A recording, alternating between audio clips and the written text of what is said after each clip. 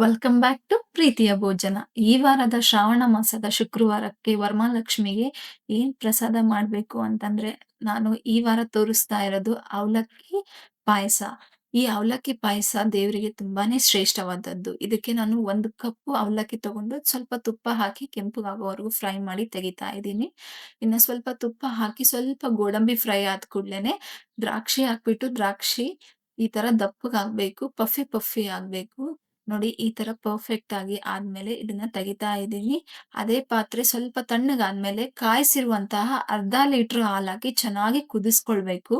ಇದು ಚೆನ್ನಾಗಿ ಕುದ್ದ್ಮೇಲೆ ನಾವು ಹುರಿದಿಟ್ಟಿರುವಂತಹ ಅವಲಕ್ಕಿ ಹಾಕಿ ಮಿಕ್ಸ್ ಮಾಡಿ ಇದು ಸಾಫ್ಟ್ ಆಗೋವರೆಗೂ ಬಾಯ್ಲ್ ಮಾಡಬೇಕು.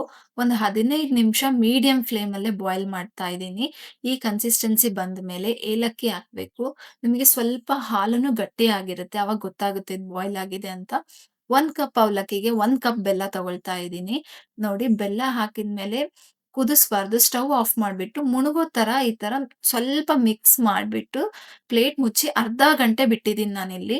ಅರ್ಧ ಗಂಟೆ ಬಿಟ್ಮೇಲೆ ಬೆಲ್ಲ ಪರ್ಫೆಕ್ಟ್ ಆಗಿ ಕರಗಿ ಪಾಯಸ ರೆಡಿ ಆಗಿರುತ್ತೆ. ನೋಡಿ ಈ ಟೆಕ್ಸ್ಚರ್ ಬರುತ್ತೆ. ಈ ತರ ಕಲರ್ ಕೂಡ ಚೇಂಜ್ ಆಗುತ್ತೆ. ತುಂಬಾ ಚೆನ್ನಾಗ್ ಬಂದಿರುತ್ತೆ ಪಾಯಸ. ಈಗ ನಾವು ಫ್ರೈ ಮಾಡಿರುವಂತಹ ಗೋಡಂಬಿ ಮತ್ತು ದ್ರಾಕ್ಷಿ ಹಾಕಿ ಮಿಕ್ಸ್ ಮಾಡಿದ್ರೆ ಅವಲಕ್ಕಿ ಪಾಯಸ ನೈವೇದ್ಯಕ್ಕೆ ರೆಡಿ. ಯಾರೆಲ್ಲ ಸಬ್ಸ್ಕ್ರೈಬ್ ಮಾಡಿಲ್ಲ ಬೇಗ ಸಬ್ಸ್ಕ್ರೈಬ್ ಮಾಡಿ. ನೀವು ಟ್ರೈ ಮಾಡಿ ಹೇಗಿದೆ ಅಂತ ತಿಳಿಸಿ. ಮುಂದಿನ ವಾರ ನೈವೇದ್ಯ ಪ್ರಸಾದಕ್ಕಾಗಿ ಕಾಯ್ತಾ ಇರಿ. Stay tune.